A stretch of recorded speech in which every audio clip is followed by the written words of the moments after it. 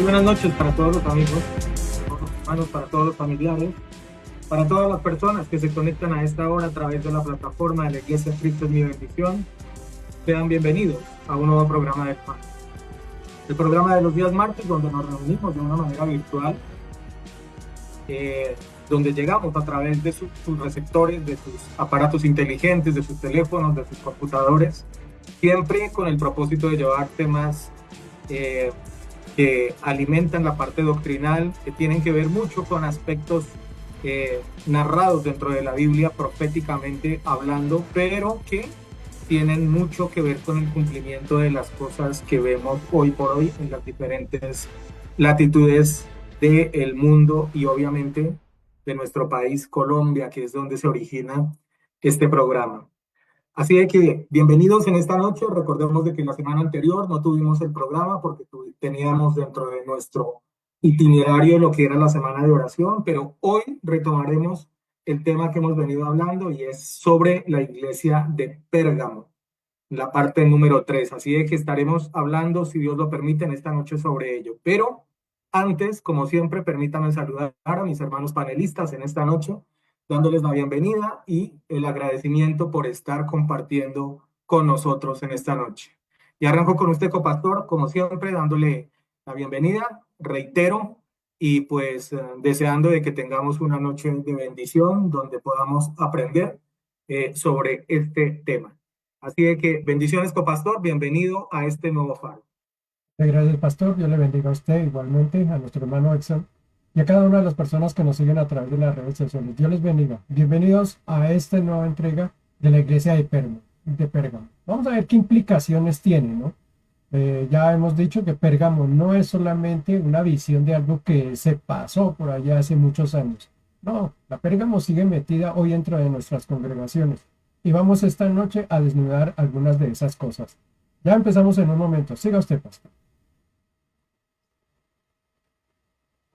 Así es, justamente lo que queremos es tener un comparativo de lo que fue la iglesia en épocas de Juan Apóstol, cuando se narra o se escribe sobre esta iglesia en la época del Apocalipsis, cuando es escrito, y la forma como hoy en día vuelve nuevamente a repetirse varias de estas características en varias iglesias que conocemos. Hermano Edson, igualmente para usted, bienvenido en esta noche. Gracias por estarnos acompañando y que tengamos un faro de bendición en esta noche. Bienvenido, hermano Edson. ¿Qué tal, pastor, copastor, hermanos, amada iglesia, gente Adelaya, donde en este tercer programa sobre la iglesia de Pérgamo tenemos la convicción de que concluiremos, obviamente, con unas otras revelaciones que quedaron pendientes. Si ustedes conectaron los dos primeros programas, pues van a entender exactamente dónde es que vamos en cuestión del tema. Y sin más preámbulo, pues pasó que nos arrancamos con esta tercera y final parte sobre la iglesia de Pérgamo. Así es. Y para avanzar, les invito a que estemos buscando en la palabra, en la Biblia, en el libro de Apocalipsis, capítulo 2 versos 12 al 17. Y quiero que estemos utilizando en esta noche la nueva versión internacional o NBI. Nueva versión internacional o NBI. La anterior ocasión utilizamos la versión TLA. Cuando arrancamos este estudio utilizamos la versión Reina Valera y hoy quiero que utilicemos la nueva versión internacional o NBI.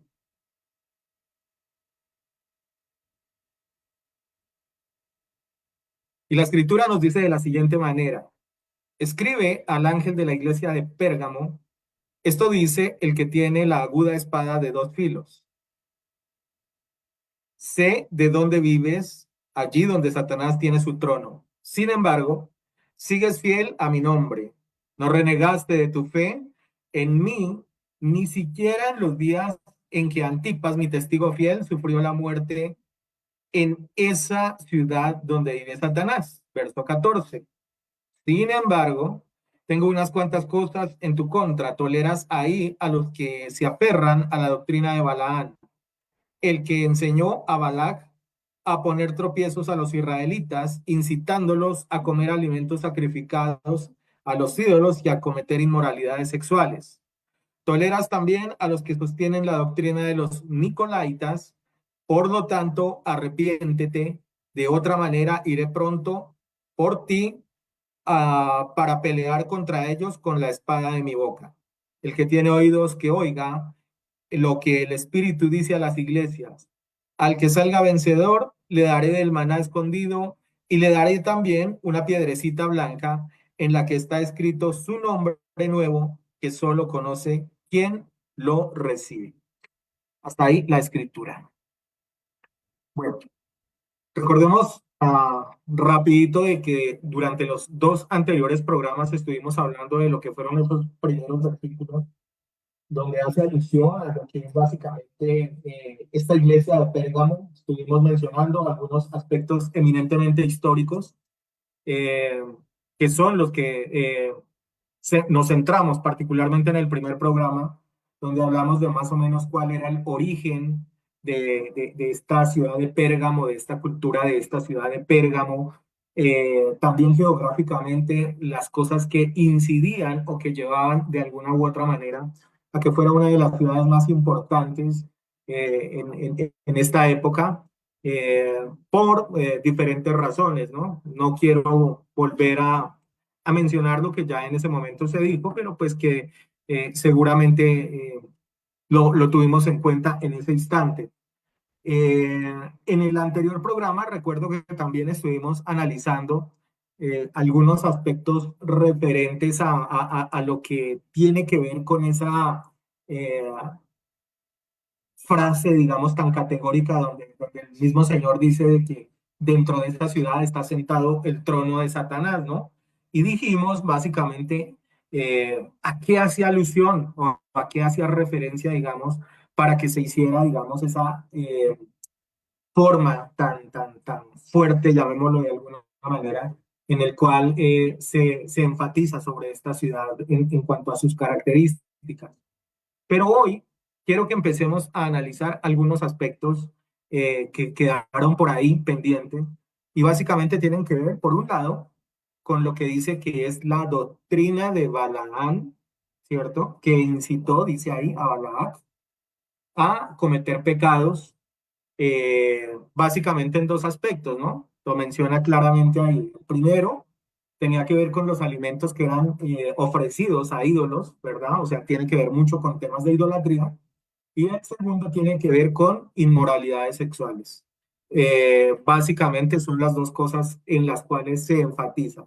Y una tercera bloque, una tercera parte, donde se menciona el galardón que se le va a dar a los que venzan dentro de esta iglesia, dentro de esta congregación, y el premio que se les va a entregar, incluso se hace alusión acá de que será una piedrecita donde se les entregará un nombre nuevo, ¿no? Entonces, digamos que esos son aspectos que en esta noche, si Dios nos lo permite, estaremos tocándolos un poco más a profundidad. Pero voy con usted, copastor, para que avancemos en esta noche en este estudio del FAR. Muy bien. Vamos a entrar y a conocer un poquito lo que es este Balaam, ¿no? Porque es bueno entender qué era lo que él realmente practicaba o cuáles eran esas prácticas a las cuales el Señor dice aquí que no deberían de haber aceptado. Dice, la iglesia las aceptó. Si nosotros vamos a este tipo de doctrina, junto a los nicolaitas, que es la que menciona allí en la palabra del Señor, recordemos que cuando vimos allí la primera iglesia, la de Éfeso, en esa iglesia les decía que a él le gustaba de esa iglesia que aborrecían a los que hacían esa doctrina, ¿no? Mire que en esta parte ya ni siquiera la aborrecen, dice son los que están dentro de la iglesia. Es decir, ya no solamente estaban por allá afuera, sino que se les habían metido a la iglesia. Y esa es la doctrina que justamente el Señor en este momento está diciendo que esa doctrina no le gusta, la aborrece. Son un tipo de doctrinas que hay por ahí. Entonces tenemos que entender quién era Balaam y cuál era esa doctrina o ese tipo de doctrina que estaba realizando. Si vamos a conocer a Balaam, tenemos que ir al Antiguo Testamento. Libro de los Números, capítulo 20, capítulo 21, 22, 23, hasta el 24. Si usted quiere avanzar, va a encontrar toda la historia de Balaam. ¿Qué pasó con este hombre? Resulta que un rey de por allí, de Moab, lo llamó alguna vez y le dijo, venga y maldiga a este pueblo de Israel que me está produciendo aquí dolor de cabeza. Y Balaam sí se fue allá, cogió, pero como las cosas del Señor son distintas, imagínense que en la burra en que él iba montado, para los que dicen que los burros se pierden, mire, hay burros bien inteligentes. La burra se le paró allí y le dijo, no señor, se le puso lengua con lengua a hablarle y le dicen, no señor, no vamos a ir a ese lugar. Balaam tuvo que aceptar y seguramente siguió a pie hasta que llegó allí. ¿La cosa terminó allí? No, porque Satanás no se rinde ante las tretas que él sí quiere poner al pueblo cristiano. Y él sabe cómo persuadir al ser humano. Si no es por la fuerza, mire que cuando las cosas se hacen por la fuerza, muchas veces eso no surte efecto. Si hoy llegásemos, digamos, el caso de que, por ejemplo, la adoración a las imágenes, llegase alguien y fuera y destruyera las imágenes de las iglesias, ¿cree qué pasaría? Seguramente lo echarían a la cárcel, lo sacarían, lo botarían, lo tildarían de loco. A la fuerza no se puede nada. Pero Satanás sabe que sutilmente sí puede hacer las cosas y puede hacer pecar al pueblo. Eso pasó con Balaam. Se llevó entonces a Balaam, ya habló con Moab y le dijo, no, pues entonces, ¿por qué no llevamos a este pueblo a que se desvíe de los caminos de Dios? ¿Y qué tal si les ponemos alguna tentación por allí, no? ¿Sabe qué tentación le puso? Le puso unas muchachas muy bonitas, muy hermosas, unas muchachas que pasaron por allí. Y el pueblo de Israel que estaba en el desierto, ¿no? Ellos dijeron, no, pues eso aquí no tenemos nada que hacer. Ni siquiera nos ve Dios, porque es que mucha gente piensa que los ojos de Dios no están en todo lado. Que si yo hago las cosas ocultas, eso el pastor no lo sabe, eso la iglesia no lo sabe, eso los hermanos no lo saben. En la casa nadie lo sabe. Sí, y usted tiene razón, pero hay unos ojos de los cuales nadie se escapa y son los ojos de Dios. Y eso pensó el pueblo de Israel, que ellos allá en el desierto, escondidos, ellos no se iban a dar cuenta, Dios no se iba a dar cuenta. Empezaron a fornicar con esas mujeres, llegaron mujeres de Moab, empezaron a fornicar, empezaron a tener servicios cultos hacia los dioses, a aceptar las cosas que estaba teniendo el pueblo de Moab. Ellos adoraban a dioses distintos, ¿no? A esos ídolos. ¿Y qué pasó con el pueblo? Se perdió. Todo por una forma sutil en que Satanás se les metió allí al pueblo de Israel. ¿Qué es la advertencia que está diciendo aquí en la palabra de Dios? Dice, ustedes están permitiendo a esos Balaanes, los que se metieron aquí a la iglesia y ahora los están corrompiendo. ¿Sabe? Al pueblo al principio lo persiguieron, lo mataron por tener esas creencias. ¿Qué hicieron entonces para empezar a convertir a esos cristianos, a esos primeros cristianos, a las doctrinas que ellos hacían? Pues muy sutilmente empezaron a llamarlos, a metérseles y a meterles creencias falsas de las que no estaba acostumbrado el pueblo de Israel. Por ejemplo, esas cositas, ¿no? Como los tatuajes. Ahora esta semana he escuchado una prédica de un pastor muy famoso por ahí en Estados Unidos, ¿no? Él dice que por gracia somos salvos y que entonces Dios no nos va a castigar ni porque tengamos tatuajes, ni porque seamos del grupo LGTB, ni esto, porque la gracia nos salva. Y la gente, amén. Esas son cosas sutiles que empiezan a meterse dentro de la iglesia. Son balaanes que se entran y con cosas que parecen inofensivas tuercen lo que fue el pueblo de Dios. Aquí, esta iglesia empezó a aceptar cositas como la Navidad. ¿Cómo le parece? Sí, señor, la Navidad viene de eso. Era una fiesta pagana y ellos se le metieron allá y la volvieron santa. No, es que como es para Dios, como es para Jesús, la santificaron y empezaron a hacer eso. Quitaron el sábado. Recuerden que el sábado era el día del Señor, no era el domingo. El domingo era el día del sol y eso lo tenía el pueblo romano. ¿Qué hicieron estos de Balaam? Le metieron muy sutilmente que no, que el día de descanso era el domingo y se lo cambiaron. Y así un montón de cosas. Estos de Balaam son los que se meten en la iglesia y empiezan a cambiarle la memoria completamente a la gente. Y cuando empezaron estos Balaam, año 350, a meterse dentro de la iglesia fue cuando la iglesia empezó a volverse nada. Todas las creencias que hoy nos vienen de ídolos, de adoración de muertos. Yo les hablé la semana antepasada en el anterior servicio que esas creencias vienen de ese año. Adoración de los muertos, lo de la Virgen María, el concilio del año 370. Todas esas cosas son cosas de Balaam que se metieron en la iglesia. Y hoy sigue Balaam actuando en nuestras congregaciones. Qué triste que sigan así. Siga, pastor. Hermano Exxon, voy contigo. Sí, totalmente de acuerdo. Le agrego, obviamente, en el tema de la doctrina de los nicolaítas, que, como menciona Jairo, a los hermanos de Éfeso, donde Jesús les reconoce antes en el capítulo 2, los primeros versículos, él reconoce, él identificaba que esa iglesia odiaba esta doctrina nicolaita. Los hermanos estaban pilas, estaban atentos, si me lo permite decir en términos hoy, discernían exactamente un pastor nicolaita, un pastor balanista, un hermano nicolaita, una hermana nicolaísta. Ellos tenían ese discernimiento activo y por eso Jesús los reconoce, los felicita. ¿Verdad? Hay otra cuestión ahí. Dices, muy bonito que ustedes como iglesia tengan discernimiento, fabuloso, pero se les dio el primer amor. Dejaron de buscarme, dejaron de quererme, etcétera, etcétera, etcétera.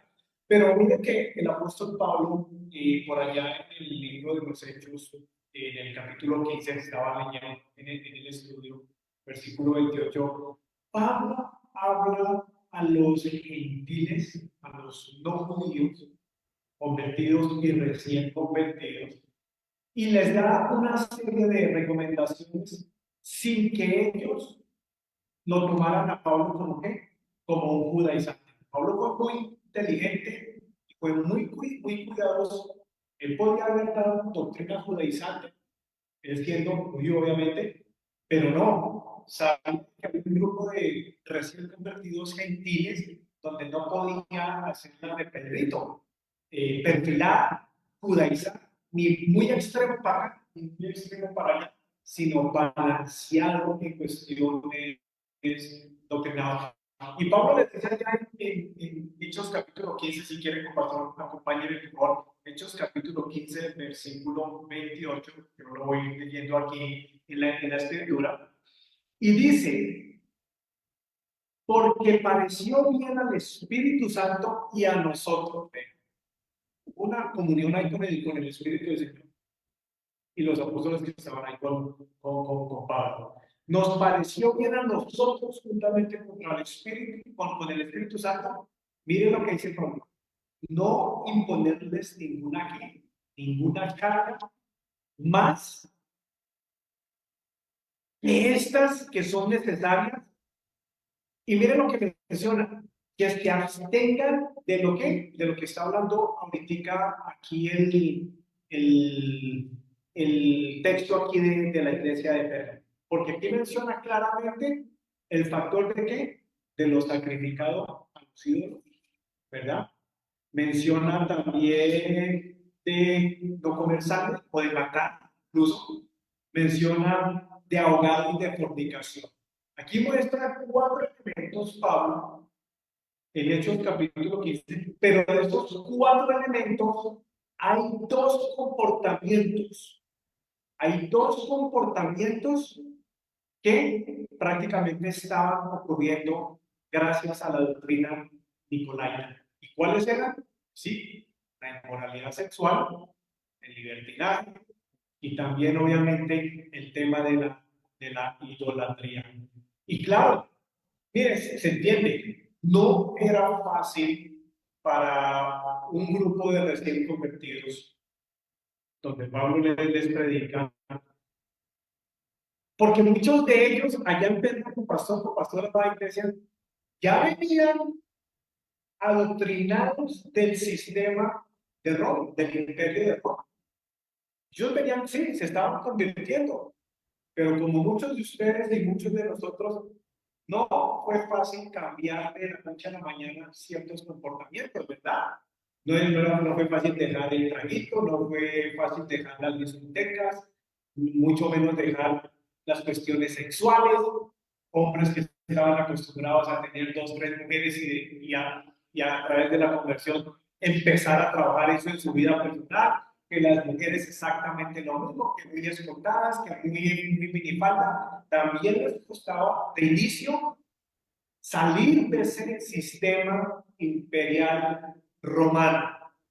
Pero, claro, Pablo cumple obviamente por instruir a esa iglesia de Pérgamo. Tengan cuidado, cuídense de por lo menos mientras Dios trabaja en ustedes, ¿verdad? Porque la obra la termina perfeccionando el Señor, pero por lo menos trabajen en el tema de la idolatría. Sí, aquí vive César, aquí tienen los palacios a los montones de dioses. Ya lo vimos en los dos primeros programas.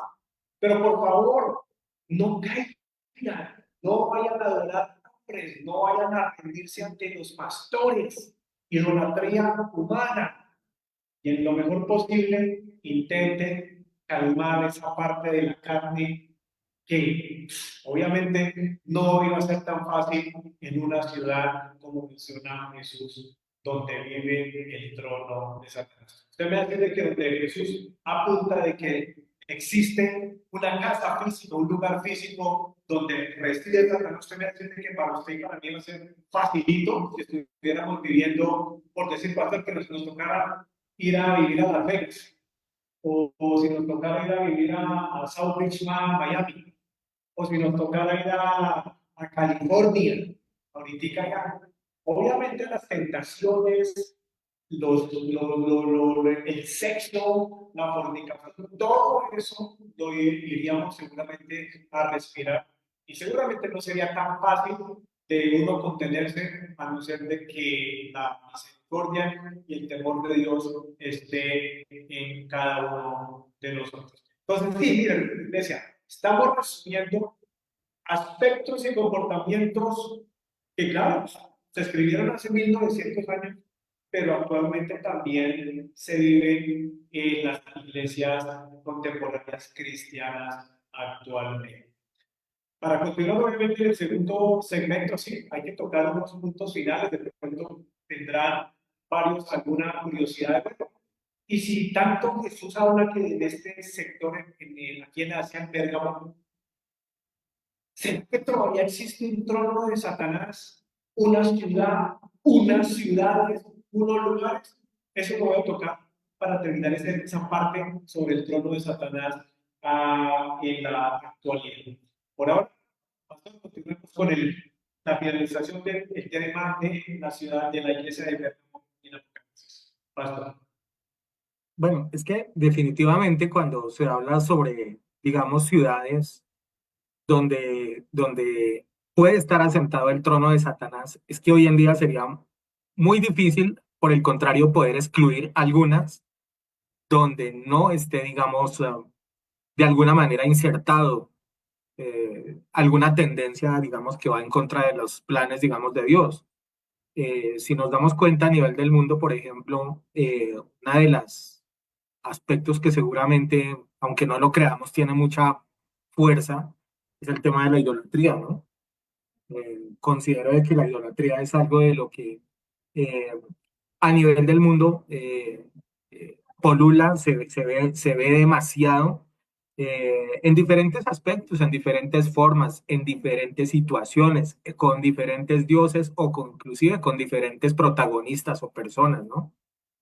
Eh, yo creo que es algo que definitivamente siempre ha existido desde el inicio, digamos, de la escritura. El hombre siempre ha tendido a tener sus propios dioses y siempre esa competencia, llamémoslo así, de que le han colocado a nuestro Dios, al Dios de Israel, eh, pues obviamente él eso nunca le ha gustado, él siempre ha manifestado su inconformidad en ese sentido y a causa de eso, muchas ocasiones incluso decidió abandonar al pueblo de Israel eh, por, por, por, por causa de ese tipo de pecado, ¿no? O sea, creo que una de las cosas que siempre vamos a encontrar dentro de la Biblia, muchas ocasiones, a partir de la creación misma del pueblo de Israel en el Éxodo, y desde ese inicio hasta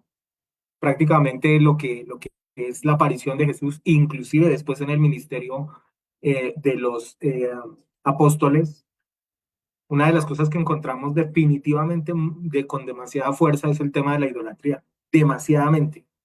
Y eso causaba siempre el enojo del Señor y eso causaba que Él se apartara, de que se fuera.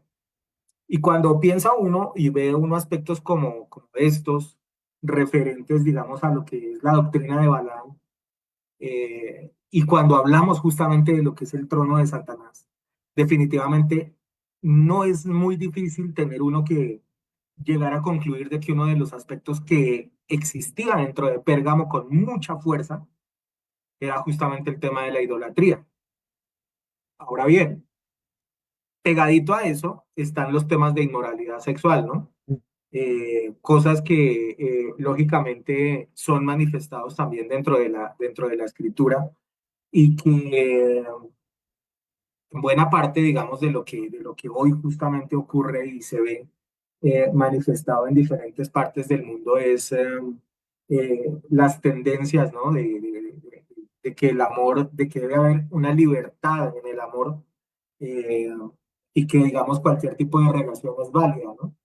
Es decir, lo que ya hemos mencionado en varios momentos, son el tipo de relaciones sexuales o el tipo de relaciones, digamos, inclusive también con animales, con artículos, con cosas, eh, donde hay demasiada, ya digamos, aberraciones y donde definitivamente son aspectos que los ve uno ya demasiadamente mm, con mucha fuerza, con mucho ahínco en diferentes partes del mundo. Entonces, cuando por ejemplo, el hermano Edson dice, claro, y él ahorita lo va a manifestar, de qué ciudades o qué partes del mundo, digamos, tienen, por ejemplo, centrado todo ese tipo de pecados, pues es que yo pensaría que prácticamente buena parte del mundo eh, tiene realmente esa contaminación, ¿no?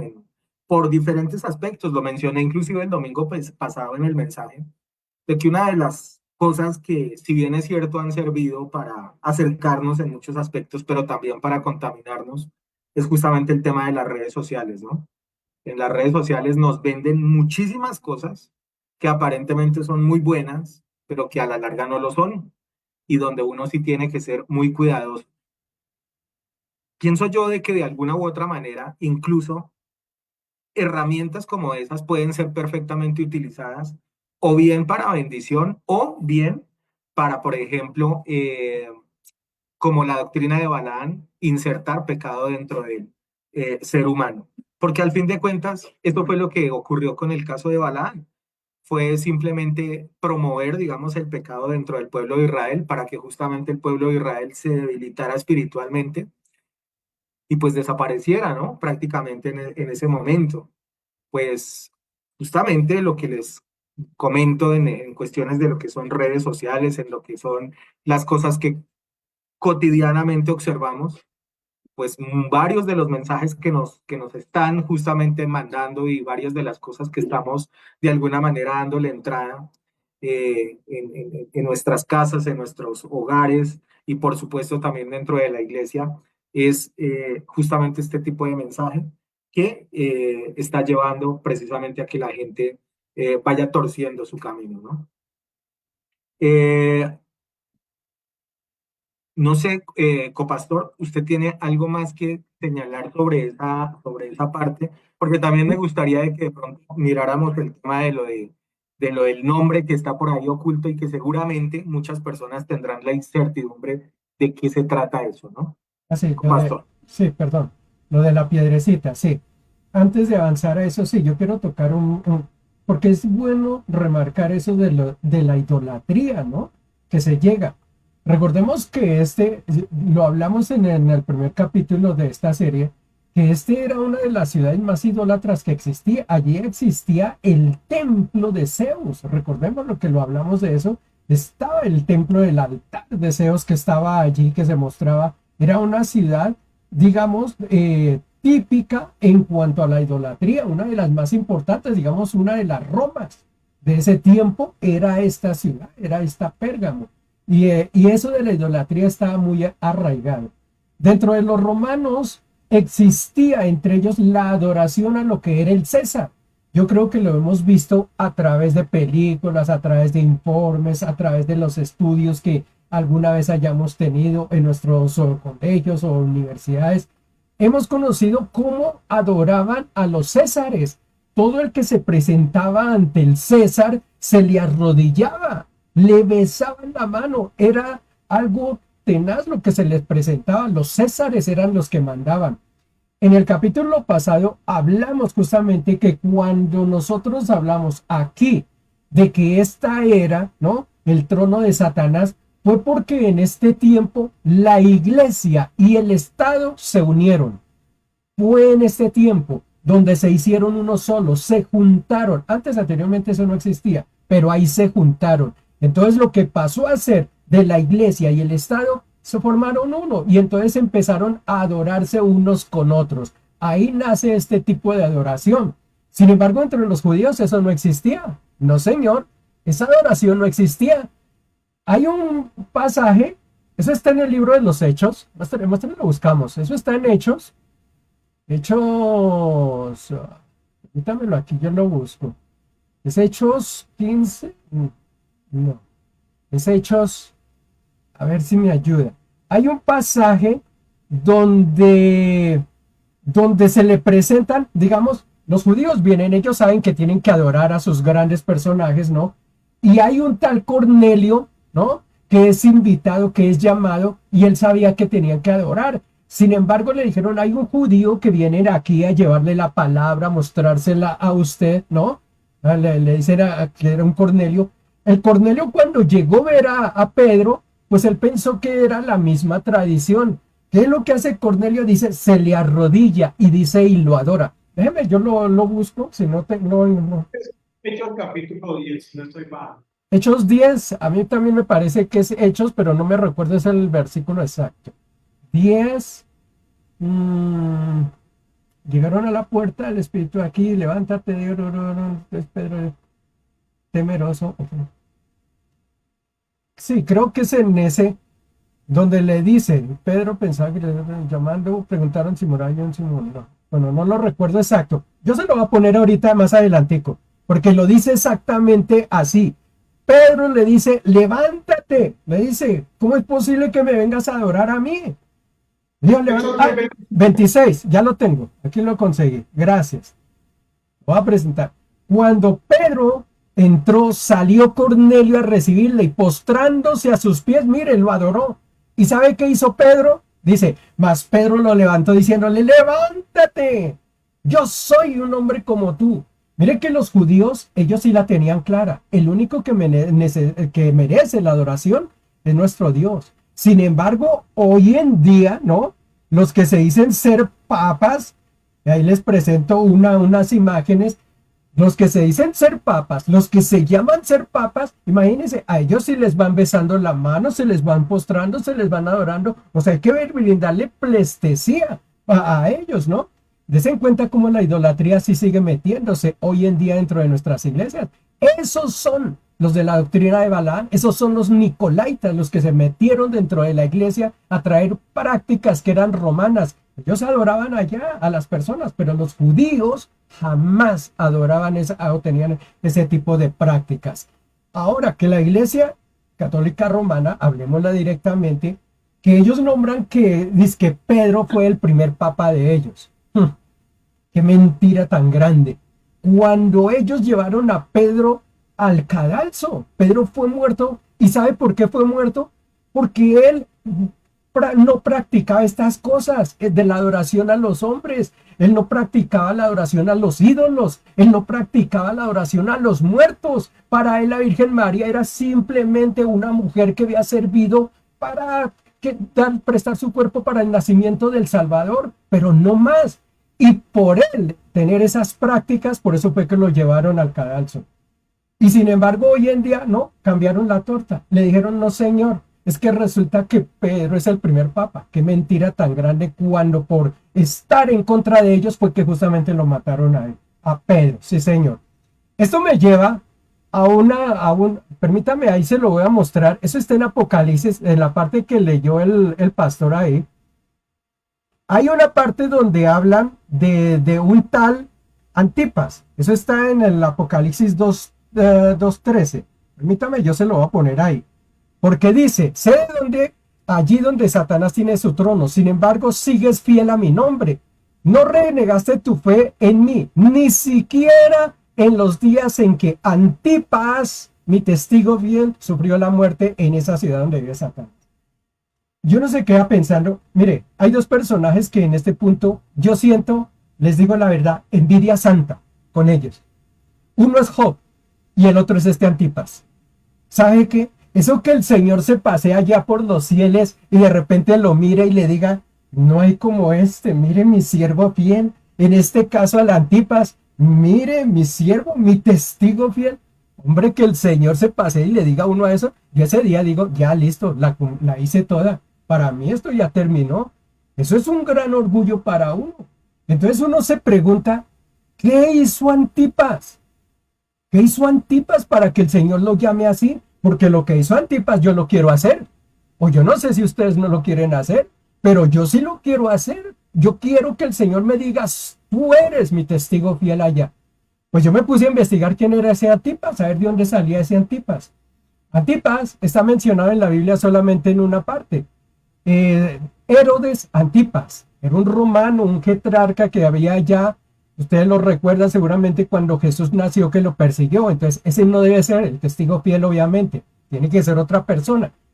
No lo nombra, ni en la historia está quién será ese Antipas, pero yo me fui por otros caminos, por otros derroteros. Resulta que en la Biblia todo tiene un propósito, todo, hasta un punto que exista tiene un propósito. Nosotros lo hemos hablado, que los nombres en la palabra de Dios tienen propósitos. Dios le puso el nombre a Moisés, le cambió el nombre a Jacob, le cambió el nombre a Abraham, el Señor le cambió el nombre a Pedro, y no fue porque a él le gustara en ese tiempo, ay, muestre cuál será el nombre de moda, James de pronto, o quién será el de moda, no, Maluma, tal vez lo vamos a poner así. No. En ese tiempo los nombres tenían un propósito. Pues este Antipas, ese nombre, hay que mirar el significado. Yo les dije que aquí en el concilio, si puede iniciar año 372, se creó algo que va en contra de los judíos. ¿Sabe qué? Se nombró por primera vez un papa. Mentiras que Pedro era papa. Él nunca fue papa de nadie. En el concilio del año 372, búsquenlo en la historia, aparece el nombre del primer papa, el que ellos nombraron. Imagínense, los judíos estaban siendo perseguidos, ¿no? Porque les estaban cambiando su doctrina. Ya les digo que les cambiaron lo de la Navidad, lo de los muertos. Apareció esto de las velas, eso no existía. Lo de las procesiones, eso viene de Roma. Yo les hablé alguna vez que eso lo hacían, era por allá, años anteriores, cuando estuvo Babilonia, cuando tuvieron los sigurás, esas procesiones vienen desde allá. O sea, nada de eso es judío. Cuando les ponen un papa, ¿qué pensó que los judíos iban a hacer? Si los estaban echando a los leones, si los estaban persiguiendo, los judíos que dijeron, uy, sí, nos nombraron un sumo, un patriarca, alguien que nosotros podemos adorar. ¿Usted cree que eso hicieron los judíos? No, señor. Ellos seguramente no aceptaron el tal papa. Pues de ahí viene el nombre. Les voy a poner aquí lo que significa, lo que encontré, qué significa ese nombre de Antipas, para que ustedes lo tengan en cuenta. Antipas es una palabra que está dividida en dos. Anti, que si ustedes buscan la deducción que significa anti, es algo que está en contra o que no está a favor de algo. Cuando hablamos del anticomunismo, es personas que están en contra del comunismo. Cuando hablamos del antirreligioso, es la persona que está en contra de la religión. Cuando hablamos del antisocial, una persona que está en contra de la sociedad. Entonces, anti es una persona que está en contra de, que no está a favor de algo. Y la segunda parte, que es paz, ¿no? ¿Sabe qué significa eso? Significa Padre, que eso viene a ser como ellos lo llaman el Papa, el Santo Padre, el Santo Papa, así lo llaman. Entonces Antipas, cuando yo miro el nombre, ¿sabe qué significa? En contra del Papa o del Padre. Eso sí ya tiene lógica. Eso sí ya tiene lógica. Cuando dice el Señor que se levantó un Antipas, seguramente fue un judío que no le gustó nada que le vinieran a poner, a quitarle el sumo sacerdote que es nuestro Señor Jesucristo y le vinieran a poner un tipo por ahí que no fuera el que el Señor había designado. Antipas es en contra del Padre, en contra del Papa. Mire, y ese es el testigo fiel, el que se levantó.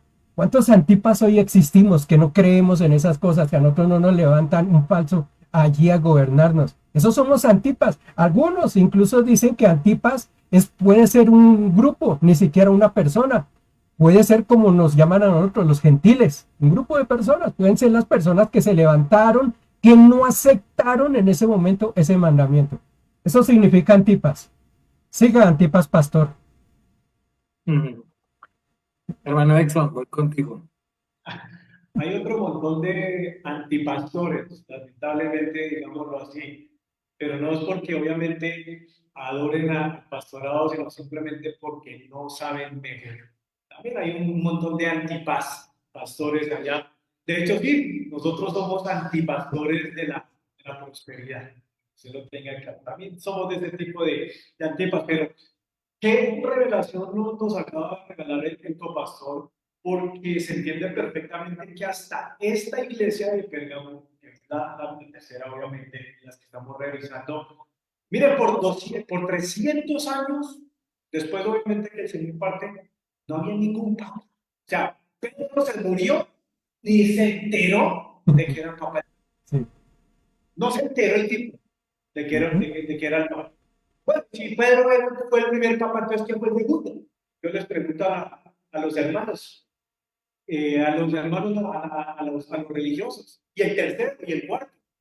No había papado hasta prácticamente el surgimiento de qué? De Constantino en Nicea, año 320, 325. No había. Y es que en Pérgamo es precisamente donde, wow, el trono de Satanás, el Satanás mismo dice, ¿sabe qué? Ya pasaron 300 años, voy a colocar mi ciudad donde ahora voy a poner un ser humano donde va a pasar exactamente lo mismo que en la época de Nabucodonosor. La gente va a tener que adorar y postrarse delante del César Romano. Y esta es la lucha de la iglesia.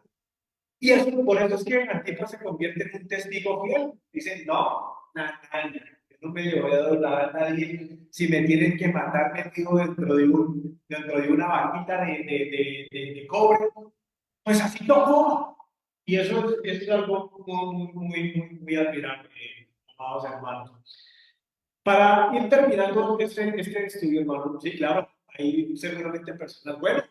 Y si hay una ciudad, porque aquí se menciona que Antipas fue asesinado en la ciudad del trono de Satanás. ¿Será que actualmente habrá algunas ciudades que tengan que ver con donde esté el trono de Satanás? Satanás no se puede multiplicar, ¿verdad?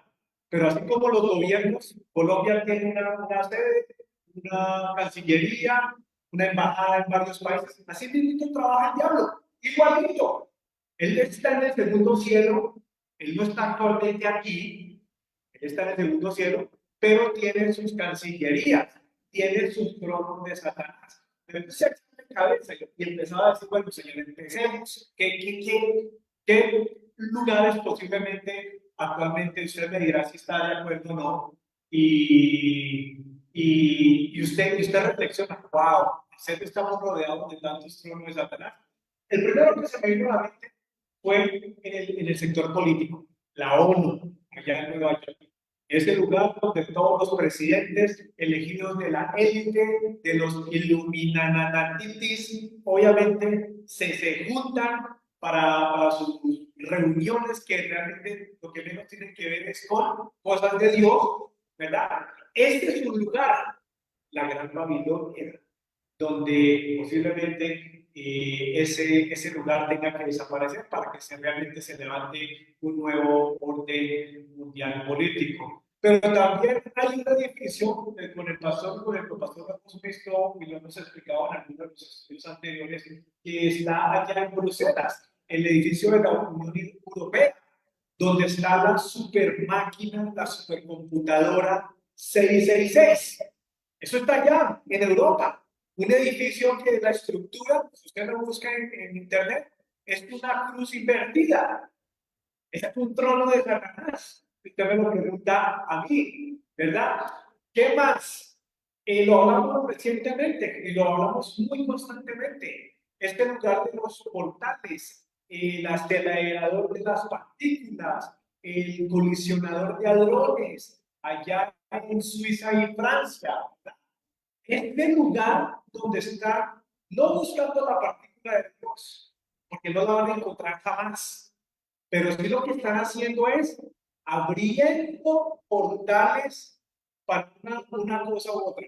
O algo sale o algo entra.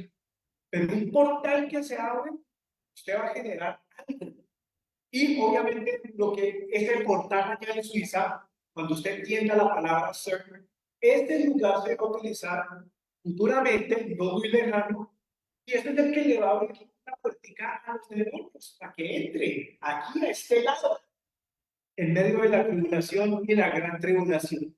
Esa es la peligrosidad de esa tecnología, esa es la peligrosidad de esa ciencia, porque ellos mismos lo dijo el pastor Miguel, ni siquiera ellos entienden a qué están jugando, qué están haciendo. Lo ven como buscando a Dios, jamás lo van a encontrar a través de máquinas. Para los científicos, ateos, usted no puede agarrar un pedazo de pierna a Dios, ponerlo en un tubo de ensayo, en un microondas, a ver qué es. Pierden el tiempo en su totalidad. ¿Qué más? Los templos masones por todo el mundo, de las logias, ¿verdad? Lamento decirlo así, ¿qué tal las iglesias motivacionales? Estoy con pastor, hermanos, ustedes saben de qué iglesia estamos hablando. Es un pueblos de Satanás, abiertamente, sí, llenos de gente, plagados de personas, pero igual que en Pérgamo, adorándole, dándole más gracias, más gloria al pedazo de carne que está en el púlpito, que al mismo Dios que es espíritu, y el Señor ama a los que lo buscan en espíritu y en verdad. ¿Qué más me dice de pronto en la mansión del Playboy, pastor con pastor, allá en California? Eso es una sinagoga de Satanás. Ese es un trono de Satanás. Las islas privadas, donde recientemente aprendimos que llevaban o traficaban con niños, jóvenes, jovencitas, y les llevaban muchachas para que los reyes, para que los presidentes, para que los artistas, para que los poderosos hagan sus orgías. No me quiero imaginar las cochinadas que ocurrían en esas islas. Esas islas que usted ve tan bonitas con aguas azules preciosas, hermano, son tronos de Satanás. Y hay muchísimos de esos. Y finalmente, el que expliqué en el primer programa, donde actualmente la serpiente se mueve, así como se movió en Pérgamo, donde hablamos de un templo donde ellos veneraban la salud, la medicina, ¿verdad? Y donde explicamos de que ellos tenían dentro de ese palacio una culebra, una serpiente, donde ellos la miraban y trataban de que ellos la misma culebra los mordiera, porque para ellos era sagrado de que esa culebra los mordiera, porque lo veían como una deidad respetable. Esta serpiente actualmente se trasladó, salió de Pedro y está, sí señores, en Italia, en Roma. Mostramos unas imágenes en el primer programa donde vimos cómo la estructura del Vaticano, varios de sus edificios, varios de sus locales, varios de sus casas, qué sé yo, tienen aspectos de serpiente, igualito. Así es que no me digan, hermano, de que no hay montones de lugares en todo el mundo, hermano, donde el trono de Satanás está activo hasta el día de hoy. Y si los que se vienen, una vez la iglesia se adapta, pastor con pastor, el montón tronos de Satanás que se van a levantar, eso es simplemente para los que se quieran piedad. Para ir terminando, pastor, yo tengo obviamente mi parte final, digamos, la exhortación que el Señor le da a la iglesia, ¿verdad? Después de que le sacan cara, esto no me gustó, no más doctrina de Balaam, no más doctrina de Nicolaitas.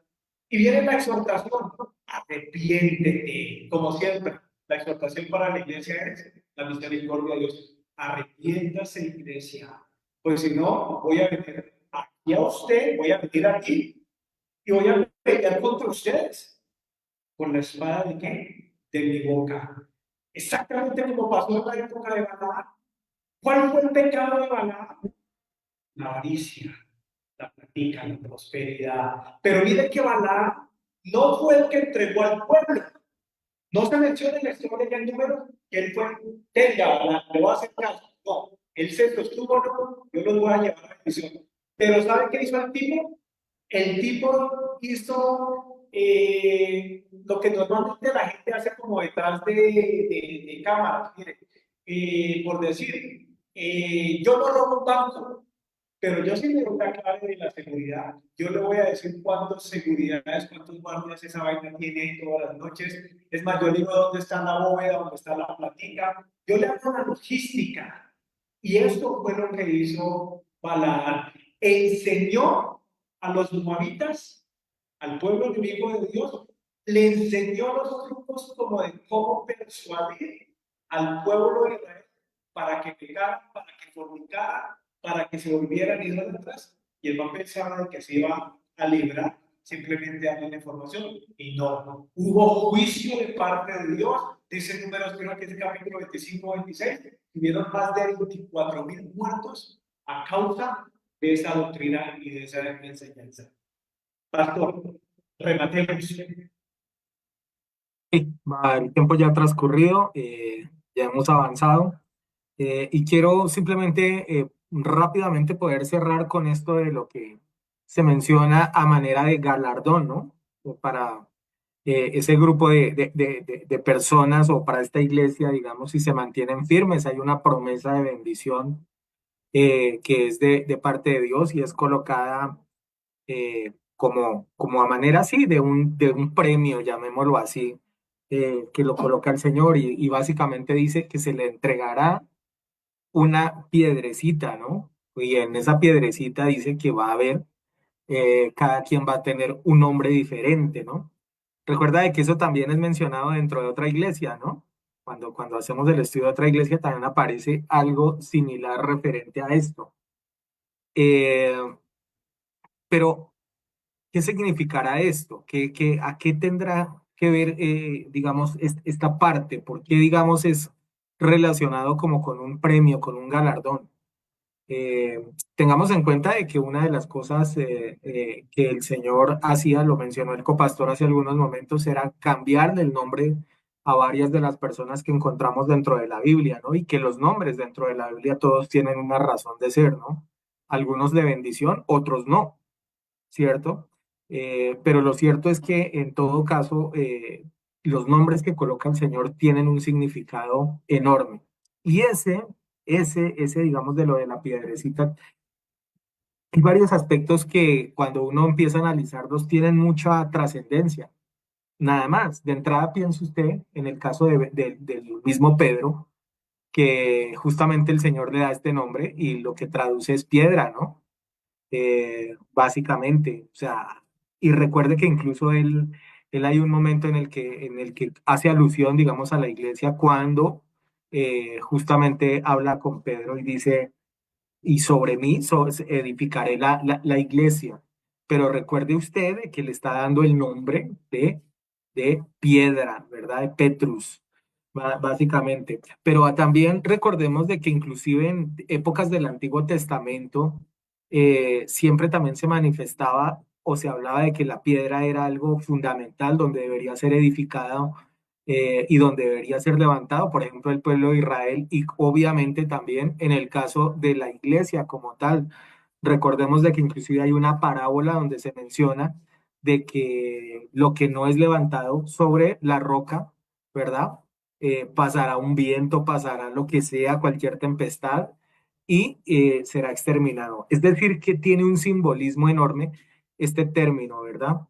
Y básicamente hay varios aspectos que me encontré referentes a estos que tienen alusión a esto. Y uno de ellos es justamente el simbolismo de Cristo, ¿no? Y de lo que es la base para cada uno de nosotros. Inclusive encontré otros también que hacen alusión o mencionan de que puede ser también referencia a lo que es la palabra del Señor, ¿no? Que básicamente la estructura de esa piedra, esa roca puede estar relacionada también con el simbolismo o el significado de lo que es la palabra del Señor. Pero también el caso del nombre, como le digo, es un regalo que viene de parte de Dios. Lo interesante es que dice que cada quien se le va a entregar un nombre diferente y que solo él va a saber, ¿cierto? A cómo el Señor le colocará ese nombre o ese cambio de ese nombre en ese momento. Pastor, voy con usted. Ya para cerrar, ¿no? No olvidemos, digamos, ciertos aspectos. Y yo quiero hacer énfasis ahí en esa parte de la piedrecita. Y mire que dice una piedrecita blanca. ¿Por qué una piedrecita blanca? Puede haber dicho una sola piedrecita y ya, haber terminado. A cada uno le voy a dar una piedrecita, sino que dice que es blanca. Hay que ir a la historia. Hay que leer un poquito la historia y saber qué era lo que pasaba en ese tiempo. En ese tiempo se realizaban los juicios, ¿no? Llevaban a los reos allí ante un juez o ante un grupo de personas que los iban a juzgar. Y al final del juicio, después de que ya se presentaba todo el juicio, habían dos piedras, una blanca y una negra, ¿no? Si el reo era culpable, ¿no? Lo encontraban culpable, el juez tomaba la piedra negra y se la entregaba y eso decía que iba al cadalso, a la muerte, era condenado a muerte. Pero si el juez, después de escuchar los argumentos, o ya le digo, o el grupo que juzgaba, tomaba la piedrita blanca y se la entregaba, quería decir que estaba absuelto, que no encontraban absolutamente por qué castigarlo. Miren lo bonito que dice ahí la palabra del Señor, dice, al que salga vencedor, o sea, al que después de arrepentirse y triunfo en medio de todos, miren lo que dice el Señor, como un gran juez, dice, a él le daré una piedrecita blanca y en él esculpió su nombre. ¿Qué nos está diciendo allí el Señor? Que todo el que venza allí no va a ser condenado. Él nos va a dar la libertad, nos va a decir, usted no tiene que pasar por muerte, usted va a ser salvo. Nos entrega la libertad, perdonados en todo. Mire qué enseñanza tan bonita hay allí, ¿no? El Señor le dice, el que venciere, ese no será condenado, será libre de toda falta. Eso es lo que nos implica, tomándolo en base a cómo se realizaban los juicios allá. Qué precioso el Señor, y eso es lo que nosotros queremos de cada uno de ustedes. Que el Señor un día le entregue a usted su piedrecita blanca y con eso le diga, eres salvo, bienvenido a mi reino. Dios los bendiga, nos vemos la semana entrante. Feliz noche también para usted, pastor. Bendiciones y gracias por haber estado en este faro. Hermano Exxon, ¿qué podemos aportar sobre esto de la piedrecita y el Muchas, nombre? muchas. Mire que Jesús se paraba siempre en cada iglesia, utilizaba algo, un comportamiento que estaba ocurriendo en esa iglesia en el momento. Éfeso, en Esmirna, ¿verdad? Pérgamo, en este caso. Y claro, él menciona el tema de una piedra. Esa ciudad muy desarrollada, donde estaba la casa del César, ¿verdad? Donde ya se pensaban a realizar olimpiadas. Obviamente tenían ya los edificios, los estadios, ya tenían los arenas, decimos en inglés, ya tenían esa estructura de ciudad donde, claro, competían, ¿verdad? Y claro, dentro de esas tradiciones, pues usaban, en vez de la medallita que actualmente se utiliza, utilizaban piedras blancas en término, en simbología de aprobación, de que la hiciste, de ganaste la batalla, coronaste, campeón, fuiste primero. O sea, sí, la piedra blanca tiene que ver mucho que ver con haber triunfado, haber ganado, claro, para un cristiano, qué mejor piedrita blanca que el mismo Señor le entregue después de que ahí uno haya sido salvo y le diga, no, en lo poco fuiste, en lo mucho fuiste, en lo mucho te daré, en lo poco fuiste bien, en lo mucho te daré. Es triunfo, pastor, es triunfo, claro. Y el Señor aquí en Pérgamo utiliza incluso hasta las tradiciones de ellos. ¿Por qué? Porque Pérgamo entendía qué significaba la piedra. Los hermanos de la iglesia en Pérgamo sabían lo de las Olimpiadas, sabían que el César allá regalaba las piedritas blancas a los gladiadores, a los que ganaban, a los que concursaban. Ellos entendían el término de la premiación de la ciudad de Pérgamo. Entonces ellos se entienden cuando el Espíritu Santo les dice a través de Juan, hey, no se me enfoquen en los premios del mundo. ¿De qué sirvieron ganarse a ustedes el mundo y los aplausos del mundo si perdieron su alma? No. En vez de preocuparse por ganar el mundial, en vez de preocuparse por ganarse las Olimpiadas aquí en Pérgamo, el Coliseo del Pérgamo, ¿sabe qué? Sean como Antipas, testigos fieles. Gánense esta piedra que soy yo, la roca, Jesús. La salvación, yo les daré en maná la bendición de comer conmigo eternamente. Entonces, sí, Jesús siempre utilizaba algo cultural de cada iglesia y al final, en cada promesa, cuando usted lo estudie y lo medite, va a decir, con razón Jesús mencionaba, por decir en Éfeso, que era una iglesia de evangelización y da promesas relacionadas con lo que estaba ocurriendo en ese momento en cada iglesia. En este caso, en Pérgamo, lo refiere, claro, primera ciudad donde se levanta la adoración al César y donde obviamente el César, juntamente con el trono de Satanás, levanta sus estructuras, hace sus deportes, hace sus limpiadas, regalaba las piedritas también, pero estas piedras no sirven para nada, no sirven para salvación. La que está prometiendo aquí Jesús es realmente la que él quería asegurarse de que su iglesia en Pérgamo recibiera y mantuviera en la mente y en el corazón. Pastor, muchas gracias por la invitación nuevamente. Espero que estén aprendiendo y que se estén edificando como lo estamos haciendo nosotros con la mejor intención. Y bueno, arrancaremos en cualquier otro estudio del Faro como una nueva iglesia del Apocalipsis. Muchas gracias, Pastor. Bendiciones para ustedes, hermanos. Feliz noche también para usted, hermano Exxon. Bendiciones. Gracias por habernos acompañado en esta noche.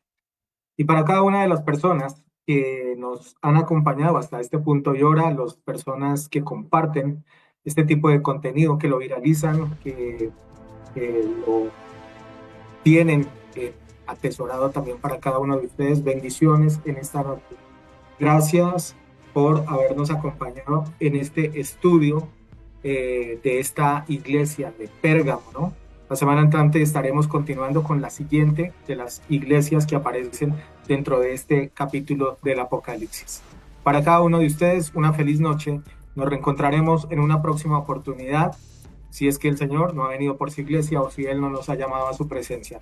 Bendiciones para cada uno de ustedes.